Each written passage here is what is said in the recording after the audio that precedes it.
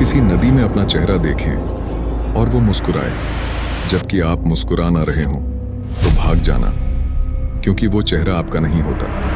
वो उस आत्मा का होता है जिसे अब एक नया शरीर चाहिए। ये बात है राजेपुर गांव की, जो उत्तर प्रदेश में है। गांव से थोड़ा बाहर एक पुरानी सी नदी बहती है, नीलीसर नाम की। लोग कहते हैं इस नदी में जो भी डूबा उसकी लाश कभी नहीं मिली, बस नीली कमीज तैरती दिखती है। मेरा नाम सौरभ है, 17 साल का हूं। गर्मी की छुट्टियों में अपने दोस्त अनुज के साथ गांव गया था। वहीं ये सब हुआ। सोमवार की शाम थी। हम दोनों साइकिल उठाकर नीलीसर नदी के किनारे चले गए। हवा बहुत ठंडी थी, लेकिन अजीब सी भी। नदी बिल्कुल शांत थी। पानी इतना साफ था कि अपना चेहरा दिख जाए। शुरुआत मजाक से हुई।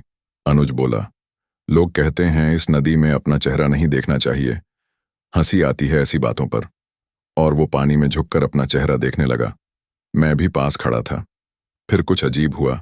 पानी में अनुज का चेहरा था, लेकिन कुछ अजीब लग रहा था। वो चेहरा थोड़ा ज्यादा मुस्कुरा रहा था।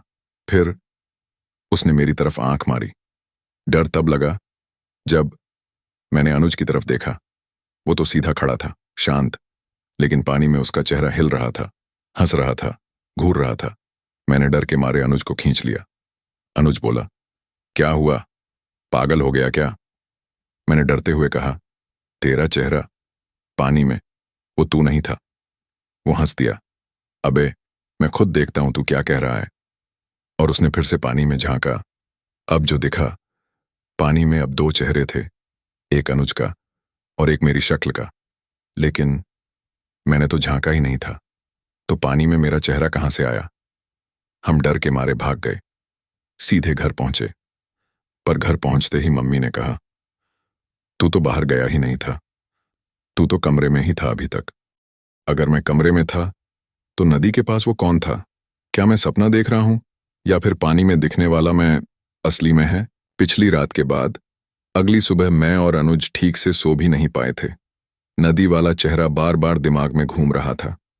मैं बिस्तर पर बैठा ही था कि दरवाजे पर कड़क कड़क आवाज आई। दरवाजा खुला। अनुज खड़ा था, पर वो पहले जैसा नहीं था। उसके चेहरे पर हल्की नीली रेखा थी, जैसे किसी ने उसकी खाल के नीचे कुछ खींच दिया हो। मैंने पूछा, भाई तू ठीक है ना? वो धीरे से बोला, तेरे ख्याल में अगर इंसान दिन में 2 बार बदल जाए तो उसे असली कौन मानेगा? मैं समझा नहीं, पर उसके चेहरे पर वही मुस्कान थी जो कल पानी में देखी थी। डर की शुरुआत अब हो चुकी थी। रात होते ही अनुज बदलने लगा। अब वो खुद को आईने में ज्यादा देर देखने लगा। एक बार तो उसने मुझसे कहा, सौरभ अगर मैं 2 दिखूं तो मुझे मार मत देना। और फिर वो रात आई। गांव में बिजली चली गई। पूरा गांव अंधेरे में डूबा था। मैं अपने कमरे में था। अचानक खिड़की से देखा, अनुज अकेला नदी की तरफ जा रहा था। मैंने आवाज दी, कहां जा रहा है? उसने जवाब नहीं दिया, बस जाता रहा। मैं भी पीछे पीछे गया। नदी के पास पहुंचा और देखा अनुज एक टूटे पुल पर खड़ा था। वो पुल जो 40 साल पहले ढह गया था, जहां आज तक कोई नहीं जाता। पर वो वहां खड़ा था और पानी में देख रहा था। और फिर पानी में 2 अनुज दिखे। एक पुल पर खड़ा था और दूसरा पानी में देखकर मुस्कुरा रहा था। मैंने चिल्लाया, अनुज वापस आ। वो पलटा नहीं। पानी वाला अनुज मेरी तरफ देखने लगा। और फिर एक आवाज आई, अब जो देख लेता है वो हम में शामिल हो जाता है। और उसी पल पानी में से एक हाथ निकला और अनुज के पैर को खींच लिया। मैं दौड़ा, लेकिन तब तक वो गायब था। पिछली रात के बाद अनुज अब नहीं था। कोई उसे खोज नहीं पाया। गांव वाले कह रहे थे वो गया ही नहीं था नदी की तरफ, शायद भाग गया होगा। पर मैं जानता था वो पानी में खिंच गया था। और अब मेरे साथ अजीब चीजें होने लगी थीं। आईना अब मेरा नहीं रहा। मैं जब भी आईने में देखता, मुझे अपना चेहरा थोड़ा बदला बदला लगता। एक दिन तो ऐसा हुआ कि आईने वाला मैं मेरी हरकत से 1 सेकंड बाद हिल रहा था, जैसे कोई मुझे कॉपी कर रहा हो, मैं उसे नहीं। रात की शुरुआत। रात के करीब 1 बजे मुझे किसी की चलने की आवाज आई। घर में सब सो रहे थे।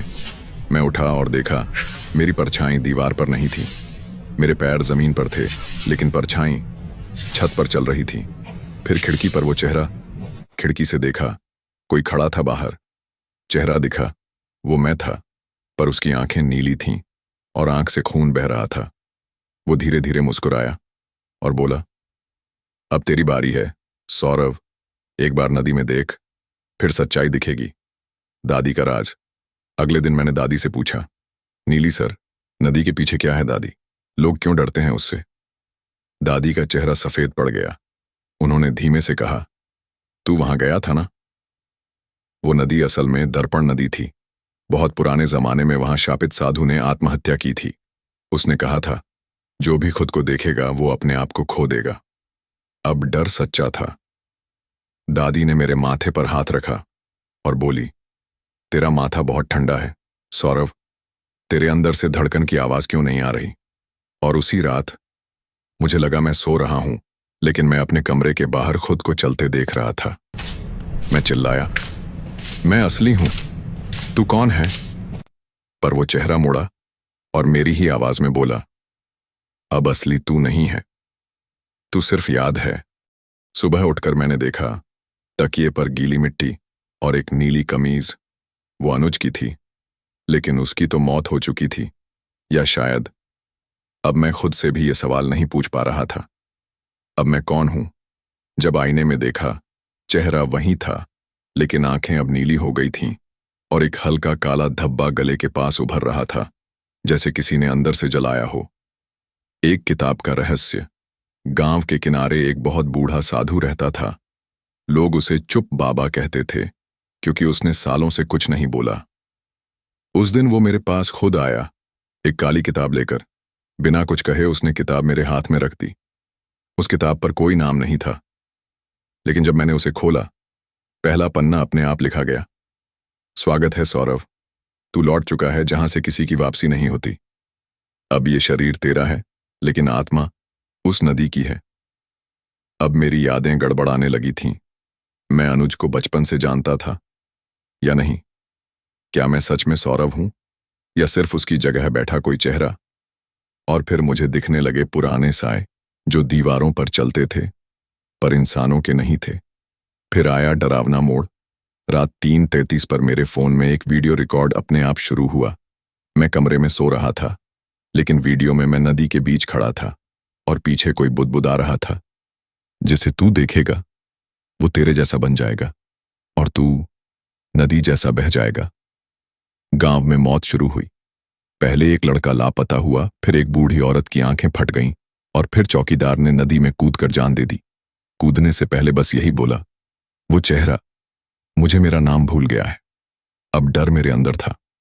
एक रात मैं उठा और देखा मेरे हाथों में मिट्टी थी और पैर गीले थे, लेकिन मैं कहीं गया नहीं था, या शायद गया था।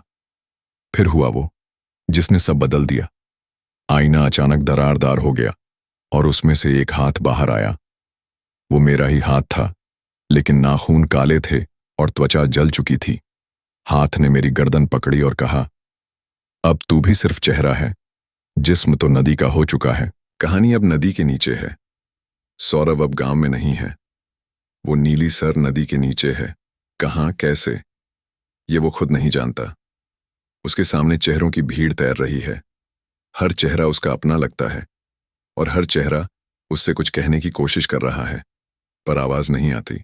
अब सवाल सिर्फ एक है, क्या मैं कभी सौरव था, या मैं बस वो चेहरा हूं जिसे कोई और छोड़ गया? एक नई शुरुआत जो असल में अंत है। अब गांव में एक नया लड़का आया है। नाम अर्जुन। अर्जुन गांव के बाहर से आया है। सीधा नीली सर नदी की तरफ गया और वहां एक लड़के को बैठा देखा। उसके बाल गीले थे और शरीर पर नीली मिट्टी चिपकी हुई थी। अर्जुन बोला, भाई तू यहां क्या कर रहा है? वो लड़का पलटा, वही चेहरा, सौरव का, पर आंखें बिल्कुल काली। वो बोला, मुझे तो लगा मैं अब कोई नहीं हूं, पर जब तूने मुझे देखा मैं फिर से कोई बन गया। अब खेल शुरू हुआ। अर्जुन जब वापस गांव गया, लोगों ने उससे पूछा, बाहर किससे मिला? अर्जुन बोला, एक लड़का था, शायद सौरव। गांव वालों ने कहा, सौरव तो 20 दिन पहले मर गया बेटा, उसका शरीर भी नहीं मिला। अब अर्जुन की कहानी शुरू होती है। उसे अब आईने में अपनी शक्ल साफ नहीं दिखती। कभी कभी उसकी आंखें नीली हो जाती हैं। और सबसे डरावनी बात, एक रात उसने अपने सपने में खुद को नदी में किसी को खींचते हुए देखा। वो चेहरा सौरभ का था। अब किताब में नया नाम है। पुरानी काली किताब फिर से खुलती है। अब उसमें लिखा है, स्वागत है अर्जुन। चेहरा वही रहेगा, पर नाम बदलते रहेंगे। अंतिम दृश्य, एंड सीन। नीली सर नदी के पास अब एक और लड़का बैठा है। चेहरा शांत है, पर जब पानी में झांकता है तो उसमें कोई और चेहरा दिखता है। और तभी नदी से एक आवाज आती है, अब तू है, अब तू नहीं। अब तू बस एक चेहरा है जो अगली आत्मा का इंतजार कर रहा है। अंत। कुछ चेहरे मौत के बाद नहीं डराते, बल्कि वो जिंदा लोगों में उतरकर जीते हैं।